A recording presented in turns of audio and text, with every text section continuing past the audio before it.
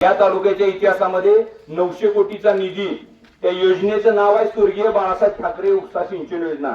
योजनेचं नाव बदललं, योजनेच्या पंप हाऊसचं ठिकाण बदलून आणलं तुम्ही आणि त्यामध्ये गावं सुद्धा बदलून ताती आणली. इटकीच्या माळापासनं मंगेवाडी कमलापूर पर्यंत 14 गाव आहेत. इटकी आहे, सोनलवाडी आहे, बागलवाडी आहे, खवातपूर आहे, लोटीवाडी आहे, आजनाळा आहे, मंगेवाडी आहे, एकतपूर आहे, वाकी आहे, शिवणा आहे, वर इकडे चिकमोहद आहे, कटपळ आहे, जाधववाडी आहे, तळेवाडी आहे, नरेवाडीचा काही टप्पा आहे. आणि राहिलेलं ही 1.5 टीएमसी भागल्यानंतर 49 ते 59 हजार क्षेत्र पाण्याखाली आल्यानंतर अजून पाणी शिल्लक राहिलं.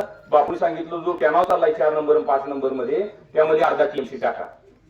मला तिसरीचा संदर्भ काही संबंध आहे का तालुक्याचा? पण तो सुद्धा माझ्या नेत्यानं विचार केला आणि त्या भागाला सुद्धा पाणी आणण्याचं काम केलं.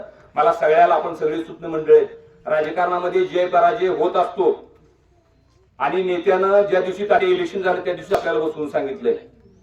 माझा 6 महिन्याचा आजारपणाचा काळ, पक्षांतर्गत झालेले वाद, तालुक्यात चाललेलं जातीय राजकारणाचं समीकरण सगळं बाजूला सोडलं तर 1 लाख लोक माझ्यावर